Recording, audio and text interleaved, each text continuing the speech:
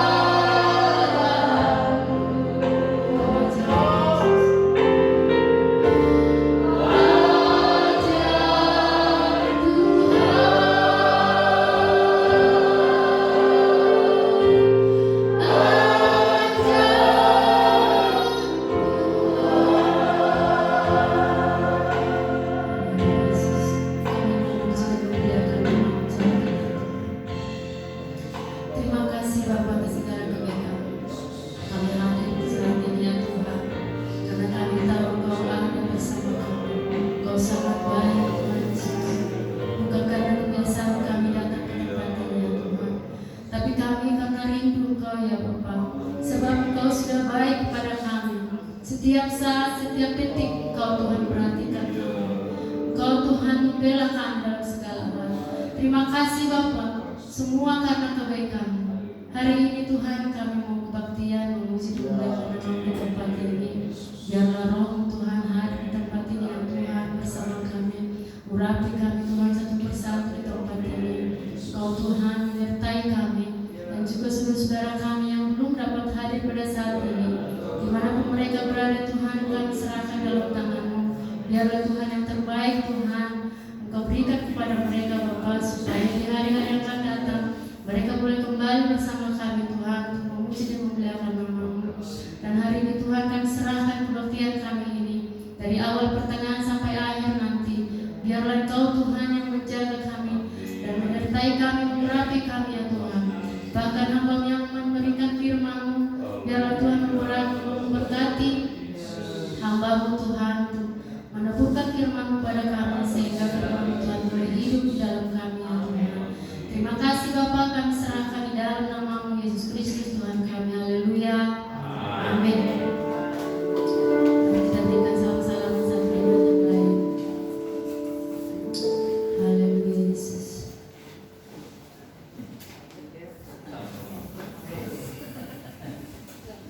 Kita kembali bernyanyi. Terima kasih Tuhan. Kita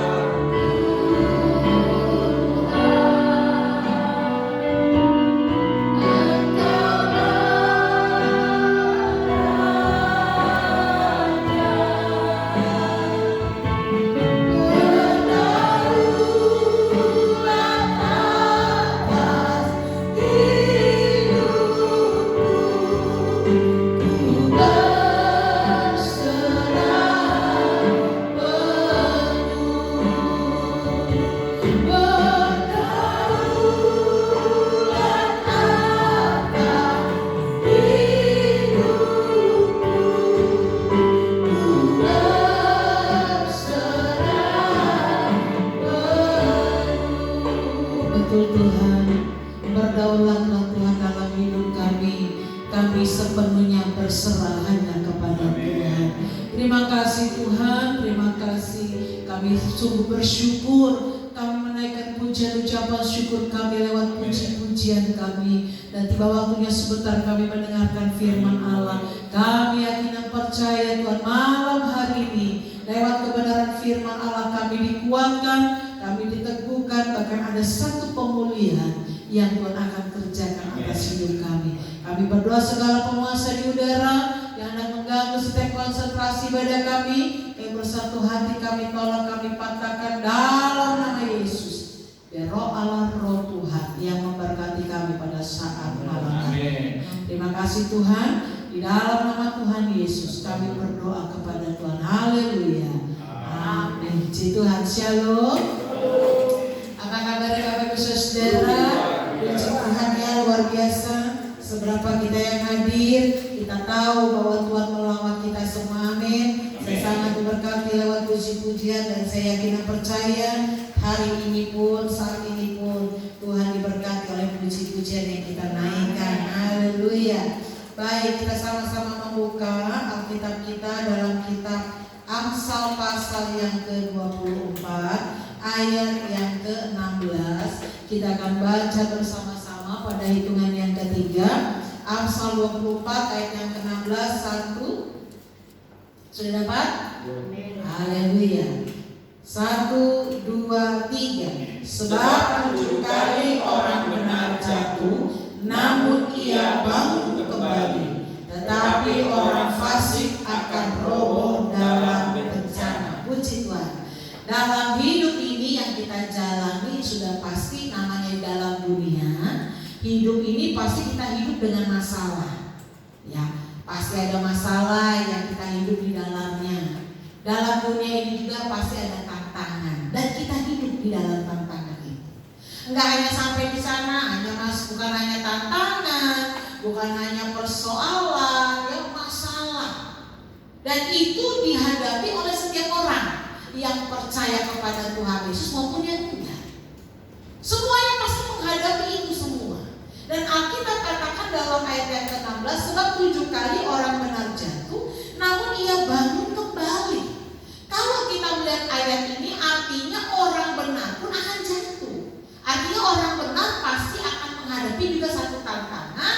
Orang benar juga akan menghadapi satu masalah, satu persoalan, bahkan mungkin kelemahan tubuh yang kita alami. Itu pasti. Tapi Alkitab katakan 7 kali kita jatuh, tetap dia akan bangun kembali. Nah, kalau di luar sana dalam Injil Yohanes pasal 15 ayat 5, Alkitab katakan di luar aku kamu tidak dapat berbuat apa-apa. Di luar Tuhan itu kita nggak dapat berbuat apa-apa. Tapi dalam ayat yang ke-16, kalau kita jatuh orang benar, Tuhan akan bangunkan kembali, Tuhan akan angkat kembali. Sehingga ada satu pujian gini, kalau tangannya, kalaupun dia jatuh, dia tidak akan pernah tergeletak, nggak akan tergeletak. Kalaupun dia jatuh, ada tangan Tuhan yang menopang, yang mengangkat dia, tidak sampai tergeletak. Sama dengan ayat yang ke-16, 7 kali orang benar jatuh, tapi dia tetap akan bangun. Haleluya, amin. Dan saya tidak percaya hari ini kita belajar jadi orang-orang yang hidup benar. Bukan begitu ibu bapak ibu saudara-saudara? Ya, kita belajar hari ini. Kita untuk belajar hidup benar, bagaimana di dalam Tuhan, bagaimana kita hidup benar, bagaimana kita hidup benar. Tapi waktu kita hidup benar, apakah masalah itu hilang? Tidak. Waktu kita hidup benar, apakah tantangan itu hilang? Tidak. Waktu kita hidup benar, apakah persoalan itu akan hilang? Tidak. Waktu kita hidup benar, apakah sakit penyakit itu akan hilang? Ya tidak. Kadang-kadang sakit penyakit datang tiba-tiba, gak disangka-sangka bisa datang. Itu kan yang terjadi. Artinya bisa saja semuanya terjadi. Tetapi ayat yang ke-16 dikatakan, namun ia bangun kembali. Pertanyaannya bagi saya dan kita semua, bagaimana caranya kita bangun lagi? Waktu orang benar jatuh, dia akan bangun. Pertanyaannya bagaimana Ibu Saudara, bagaimana kita bisa bangun lagi? Bagaimana kita bisa bangkit lagi? Saya melihat di dalam ayat yang ketiga sampai ayat yang ketujuh ada beberapa hal yang dicatat di sini. Ada 3 hal, saya melihatnya 3 hal, dan saya ingin membagikannya bagi kita semua. Cara kita untuk bangun lagi. Yang pertama adalah dalam ayat yang ketiga sampai ayat yang ketujuh. Silakan lihat Alkitabnya saya akan bacakan. Dengan hikmat rumah didirikan, dengan kepandaian itu ditegakkan, dan dengan pengertian kamar-kamar diisi, dengan bermacam-macam harta benda yang berharga dan menarik. Orang yang bijak lebih berwibawa daripada orang kuat, juga orang yang berpengetahuan daripada orang yang tegak kuat. Ayat yang ke-6. Karena hanya dengan perencanaan engkau dapat berperang, dan kemenangan tergantung pada penasehat yang banyak. Hikmat terlalu tinggi bagi orang bodoh, ia tidak membuka mulutnya di pintu gerbang. Saya lihat begini Bapak Ibu Saudara, kita sebagai orang benar, Alkitab katakan artinya ada 7 kali kita jatuh. Artinya ada pasti tantangan, masalah, persoalan, sakit dan penyakit mungkin yang akan terjadi. Tapi caranya untuk kita bangkit kembali, untuk kita dapat bangun kembali, dalam ayat yang ketiga sampai ayat yang ke-7 itu dikatakan butuh hikmat. Untuk kita dapat bangun kembali kita butuh hikmat. Kita butuh apa? Kebijaksanaan. Untuk apa? Alkitab katakan dalam ayat yang ke-6 untuk membuat suatu perencanaan. Saya yakin dan percaya ada orang yang ingin bangun rumah, tidak mungkin orang itu main bangun aja. Nggak mungkin. Pasti dia akan perkirakan kalau bikin dapur umpama kata 5 juta. Dia sudah perkirakan tuh, mungkin tukangnya 1 juta, makannya mungkin 500.000, bahan-bahannya. Nggak mungkin kan tiba-tiba kita mau bangun tapi kita nggak ada uang. Nah, orang yang kita ini hidup dalam, kita dibutuhkan kehidupan yang dibutuhkan, diperlukan ada sebuah perencanaan. Kita dapat bangun lagi kalau kita dapat membuat satu perencanaan. Dan ini adalah hal yang sangat penting. Kenapa? Karena perencanaan yang baik akan membuat seseorang, kita katakan, dia akan menang dalam peperangan. Gak mungkin seorang jenderal, seorang tentara perang itu kalau waktu Bapak Gembala ke rumah Bapak Presiden yang sekarang, Bapak Prabowo, di Hambalang itu, waktu beliau pulang sampai tengah malam itu, saya dengar ceritanya, jadi naik berapa bus itu, turun di satu tempat, dari satu tempat mau ke rumah beliau itu dijemput lagi dengan mobil. Jadi ganti mobil, naik lagi itu ke atas. Nah, waktu pulang, karena waktu pulang itu orangnya banyak, mobilnya cuma sedikit, yang turun untuk naik ke bus, turun dari atas itu dari gunung, ya, untuk turun ke bus itu. Jadi semua bapak-bapak itu jalan kaki, ibu-ibu yang naik mobil, bapak-bapak jalan kaki. Tahu nggak Bapak Ibu Saudara? Waktu bapak-bapak itu jalan, bapak-bapak pendeta ini karena satu Indonesia diundang, waktu jalan tiba-tiba muncul di tempat yang tersembunyi. Pak, salah Pak lewatnya. Bukan hantu ya, bukan, tetapi tentara yang sedang di balik pohon. Ya, tentara yang bawa senapan. Waktu orang mulai salah jalan karena gelap kan, gak ada lampu itu jalan salah. Pak, salah Pak, sebelah sini. Karena tidak ada tanda-tanda. Banyak sekali tentara-tentara yang berjaga-jaga. Saya tidak percaya kalau secara militer orang berperang butuh sekali sebuah perencanaan taktik untuk berperang. Kalau enggak akan menang. Demikian juga dalam hidup saya dan Bapak Ibu Saudara. Alkitab katakan kita perlu mempunyai satu perencanaan. Kalau dalam kitab Amsal pasal yang ke-31, siapakah istri yang cakap itu? Itu diperuntukkan untuk wanita. Istri yang cakap, dia bangun pagi hari, dia mempersiapkan orang-orang yang membantu, dia menyiapkan makanan, dia mengatur rumahnya, dia membuat jubah untuk arti kedinginan, membuatkan makanan, membuatkan ini, dia mengatur pegawai-pegawainya. Itu sudah sebuah perencanaan. Sebuah perencanaan itu penting dan perlu dalam lagi, bangun lagi. Dan bapak-bapak juga bukan hanya seorang wanita yang istri yang cakap seperti itu, enggak. Pria pun pasti, saya yakin dan percaya, ada satu juga harus perencanaan yang ia buat. Kalau pria itu dikatakan dalam ayat yang ke-6 dia berperang, artinya ada satu perencanaan juga yang harus dibuat. Bapak Ibu Saudara kasih oleh Tuhan, persoalan banyak, tantangan banyak. Tapi dalam hidup kita supaya kita dapat bangkit lagi, supaya kita dapat bangun kembali, kita perlu sebuah perencanaan. Hidup ini tidak bisa dibilang begini, hidup berjalan seperti air yang mengalir. Tidak bisa seperti itu. Saya ingat sekali waktu mulai dalam pelayanan pekerjaan Tuhan di tempat ini, saya ingat sekali Bapak Gembala bilang begini, umur 40 semua harus beres. Walaupun pada waktu itu lewat umur dari 40. Tapi setidak-tidaknya ada satu perencanaan yang dibuat. Mau kemana ini? Mau dibikin seperti apa? Waktu kita masuk dalam rumah tangga pun ada perencanaan, saya tidak percaya. Ini mau dibuat bangun seperti apa? Ini ingin dibuat seperti apa? Ini ingin dibuat bagaimana? Kalau dalam satu rumah tangga tidak ada satu perencanaan, saya yakin dan percaya rumah tangga itu mungkin akan berhancuran kemana-mana. Dalam rumah pun harus diukur, dibikin satu perencanaan. Dasarnya seperti apa? Nggak mungkin tukang asal-asal bikin bangun. Saya ingat sekali waktu ini kalau digali di berapa dalam, berapa besar dasarnya ini.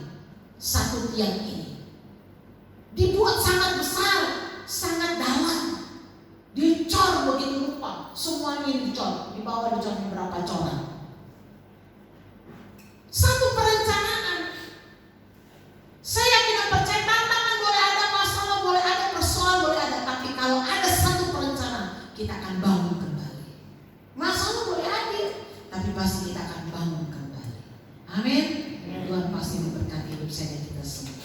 Haleluya. Yang kedua, di dalam ayat yang ke-30 sampai ayat yang ke-34. Ayat 30 saya akan bacakan bagi Bapak Ibu Saudara. Poin yang kedua, aku melalui ladang seorang pemalas dan kebun anggur orang yang tidak berakal budi. Lihatlah, semua itu ditumbuhi onak, tanahnya tertutup dengan jeruju dan temboknya sudah roboh. Aku memandangnya, aku memperhatikannya, aku melihatnya dan menarik suatu pelajaran. Ayat yang ke-33. Tidur sebentar lagi, mengantuk sebentar lagi, melipat tangan sebentar lagi untuk tinggal berbaring. Maka datanglah kemiskinan seperti seorang penyerbu dan kekurangan seperti orang yang bersenjata. Saya hanya melihat begini Bapak Ibu Saudara. Dalam ayat yang ke-30 sampai ayat yang ke-34 ini adalah sebuah tulisan Amsal. Amsal Salomo. Dan Amsal Salomo terkenal dengan hikmatnya. Karena saking pintarnya. Dia minta sama Tuhan, minta hikmat, kepintaran. Dan di dalam ayat yang ke-30 dia melewati sebuah ladang oleh seseorang. Dan di ladang itu hanya ditumbuhi onak, artinya hanya ditumbuhi oleh rumput liar. Tapi dalam ayat yang selanjutnya, ayat yang ke-32, aku memandang, aku memperhatikannya, aku melihat dan menarik suatu pelajaran. Pelajarannya apa? Pelajarannya adalah kita ini harus bergiat. Kita ini harus mengerjakan sesuatu. Kita gak boleh dalam ayat 30 tidur sebentar lagi, mengantuk sebentar lagi, melipat tangan sebentar lagi, lalu tinggal berbaring. Kita gak bisa hanya tidur, kita gak hanya bisa mengantuk, kita tidak hanya bisa melipat tangan, bahkan kita tidak hanya tinggal untuk berbaring. Tetapi ada satu kegiatan, ada satu kerjaan yang harus kita kerjakan. Artinya apa? Kita ini harus tetap berusaha. Kita harus tetap mengerjakan sesuatu. Kita harus mengerjakan apa yang harus kita perbuat. Kita harus bekerja terus. Artinya tidak ada waktu untuk bersantai. Tidak ada waktu rasanya untuk berleha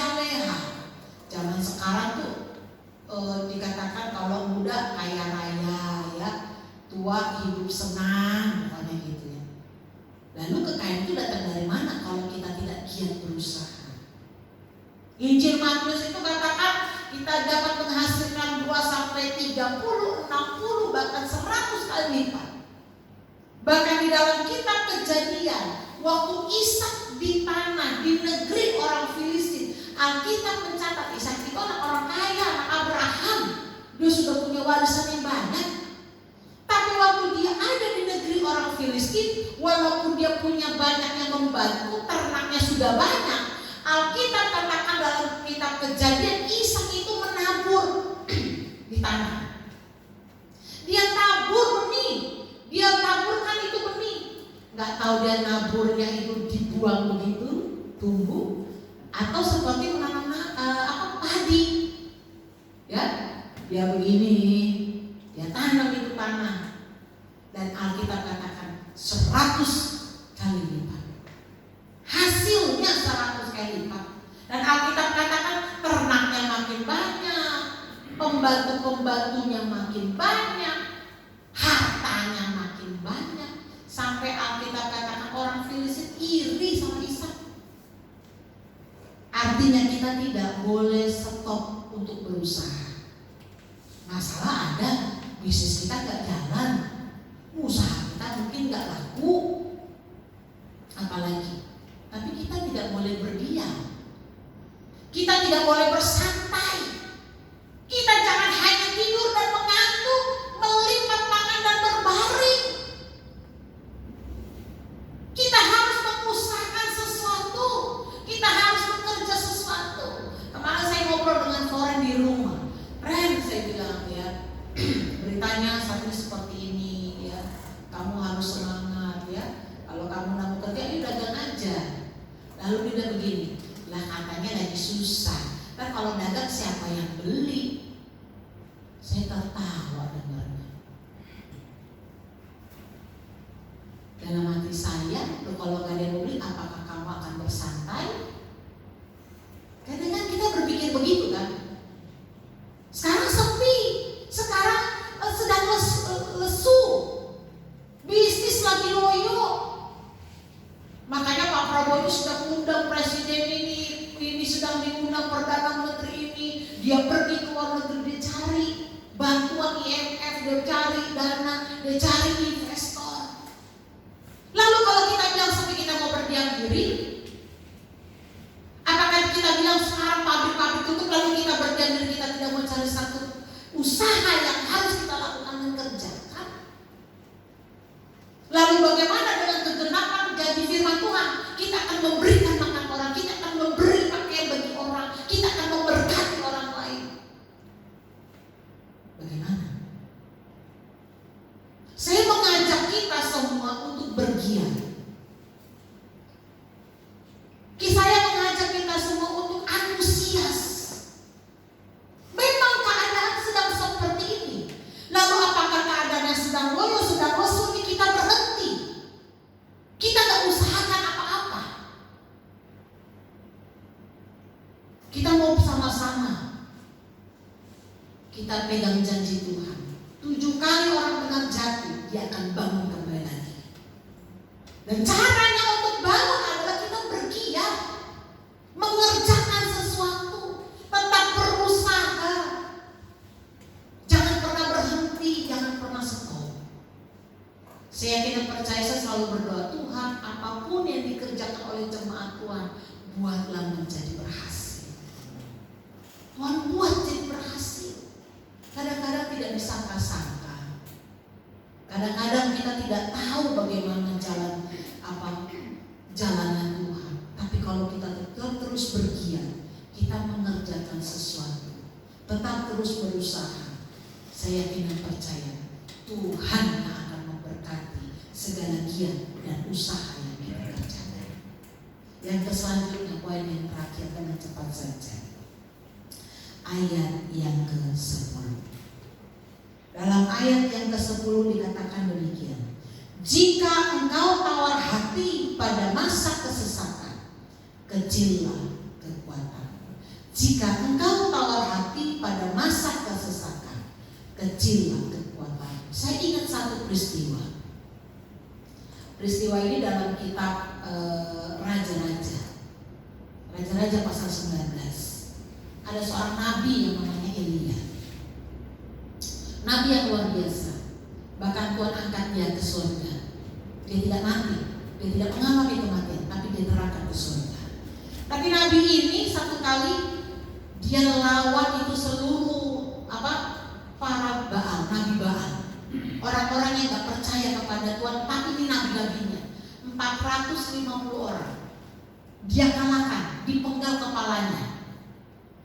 Tapi tahukah Bapak Ibu Saudara, waktu dia hanya dengar kata orang, Ratu Isabel bilang, kalau hari ini, kalau esok hari engkau masih ada, hari ini esok hari engkau akan kumatikan. Artinya Nabi Elia diancam oleh Isabel akan dimatikan. Tapi dia tidak dengar dari katanya Isabel, dari Ratu Isabel, tapi dia dengar apa kata orang. Dan tahukah Bapak Ibu Saudara, Elia ini mati. Padahal dia baru melakukan pekerjaan yang hebat, bunuh nabi para Baal 450 orang. Tapi waktu dia dengar kata orang, dia pengen mati. Kenapa? Karena saya melihat waktu dia mendengar perkataan Isabel, dia menjadi tawar hati. Waktu dia tawar hati, kecillah kekuatannya. Dia merasa tidak ada satu kekuatan apapun. Dia gak ada kekuatan apapun, bahkan dia merasa Tuhan tidak membela hidupnya. Padahal dia baru melakukan satu pekerjaan berat, satu pekerjaan besar yang Tuhan bela. Bagaimana Tuhan gak bela? Kan ingin datang apa? Ingin didatangkan hujan. Hujan api pada waktu itu. Untuk membuktikan sampai para Baal itu menusuk-nusuk diri supaya Tuhan dengar doanya, supaya api itu datang untuk mempersembahkan satu korban. Tapi Nabi Elia siram itu semua dengan air, bukan dengan minyak, dengan air, dan Tuhan bela. Tapi setelah itu dia dengar perkataan Isabel, hanya dengar dari kata orang, dia mulai menjadi tawar hati. Dan waktu dia tawar hati, kecil kekuatannya. Dia merasa gak ada Tuhan, dia merasa kekuatannya kecil. Dan Alkitab katakan, nanti baca di dalam kitab 1 Raja-Raja pasal 19, dia katakan, aku ingin mati. Ada berapa banyak hari ini ambil langkah. Langkah apa? Langkah cepat. Nggak suka menghadapi tantangan, tidak suka menghadapi persoalan. Siapa sih yang suka menghadapi tantangan kehidupan? Gak ada yang suka, saya pikir. Gak ada yang senang semuanya menghadapi persoalan. Siapa sih yang ingin sakit? Saya yakin gak ada semua orang yang ingin sakit. Semua inginnya sehat, semua ingin kuat, semuanya ingin segar bugar. Tapi kalau kita diperhadapkan dengan situasi yang seperti demikian, lalu kita menjadi tawar hati. Tawar hati ini berbicara kita gak percaya kepada Tuhan, maka kecillah kekuatan kita. Bapak Ibu Saudara dikasih oleh Tuhan, tetaplah percaya kepada Tuhan. Gak ada kok perkara yang mustahil, tidak ada perkara yang sukar bagi Allah. Tapi kalau kita menjadi orang-orang yang tawar hati, artinya kita gak percaya lagi kepada Tuhan, maka kecillah kekuatan kita ini. Kita gak ada semangat, kita gak ada kekuatan. Karena kita berkata, ada gak Tuhan, bisa gak Tuhan, mungkin gak Tuhan. Kenapa? Karena kita gak percaya. Kita harus percaya sama Tuhan. Kita harus bersemangat supaya apa? Supaya kuatlah kekuatan itu. Saya yakin dan percaya pada saat sore hari ini, malam hari ini, kebenaran firman Allah ini mengingatkan kita kembali, juga terutama mengingatkan saya secara pribadi. Siapa bilang hamba Tuhan juga akan diperhadapkan tantangan, masalah, dan persoalan. Kita semua sama. Kadang-kadang kita diperhadapkan dengan situasi yang sulit, kita bingung. Tapi kalau kita menjadi tawar hati, kita nggak percaya sama Tuhan, maka kecillah kekuatan itu. Dan waktu kecillah kekuatan itu, maka akan ada kesesakan. Kalau sudah demikian, muncullah segala-galanya. bakalan juga pikiran-pikiran yang buruk. Satu saat seorang ibu konseling dengan saya. Saya lihat memang ibu ini sudah berapa lama dari ibadah, dan waktu berkonseling dia katakan saya rasanya ingin mati saja. Ada satu kesesakan yang dirasakan, rasanya sesak, bahkan ketangannya seringkali sekarang ini kalau ada orang konseling dan orang itu menangis, saya suka bilang gini, gak apa-apa, menangis aja, saya tunggu. Gak apa-apa, nangis aja, saya tungguin. Nangis sepuas-puasnya, nangis semua, lepasin semuanya. Dan biasanya orang-orang yang demikian awal-awalnya dia adalah orang-orang yang tawar hati, gak percaya lagi sama Tuhan. Nah kalau sudah sampai sedemikian, Alkitab katakan kita akan merasa kesesakan dan kecillah kekuatan ini. Gak ada kekuatan, gak semangat mau maju melangkah juga gak semangat. Tapi kalau kita percaya kepada Tuhan, Tuhan pasti memberikan kita satu kekuatan, satu kemenangan untuk kita dapat melangkah maju ke depan. Bapak Ibu Saudara kasih oleh Tuhan, firman Tuhan mengingatkan saya, firman Tuhan mengingatkan kita semua untuk kita tetap terus percaya kepada Tuhan.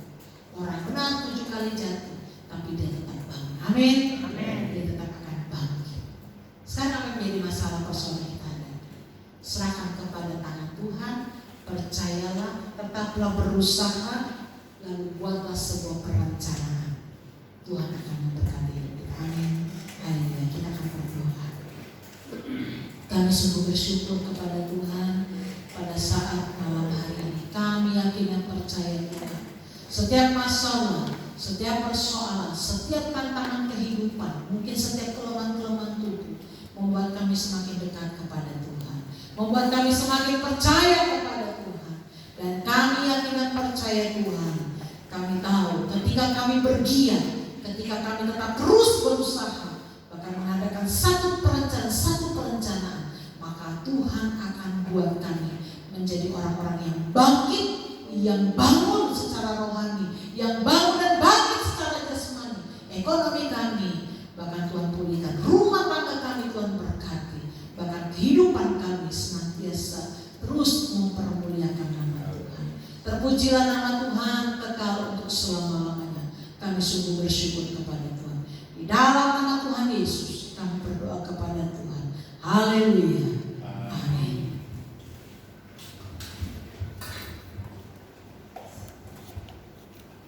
Terima kasih buat ibu yang sudah berkenan gembala. Biar Tuhan memberkati gembala. Kita akan terus bersemangat supaya hidup kita terus diberkati karena Tuhan kita. Terima kasih, kita akan memberikan persembahan dan yang bertugas.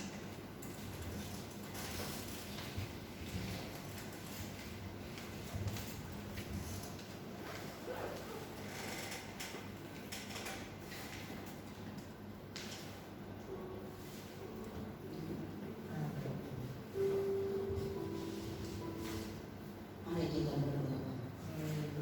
Bapa di dalam surga, sungguh kami bersyukur ya Bapa, kesempatan yang masih diberikan bagi kami. Kita bermata beribadah pada saat ini, biar setiap pujian beriman kepada Bapa menjadi upaya harum dan berguna Tuhan. Tuhan juga firman Tuhan yang telah disampaikan oleh Ibu Gembala yang menjadi kekuatan bagi kami pribadi Tuhan. Ya Tuhan, sekalipun kami selalu jatuh, tapi kami percaya bahwa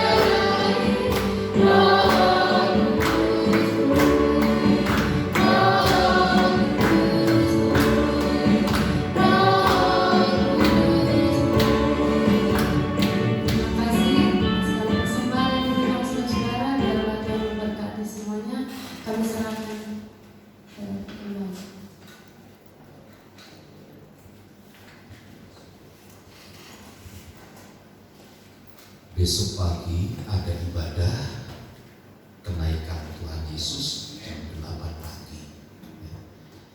Dan sorenya tetap ada doa malam bagi Bapak Ibu yang ada waktu, mari bersama kita doa bersama. Ya, Tuhan memberkati. Mari saya mengundang kita berdiri, kita akhiri ibadah kita dalam doa.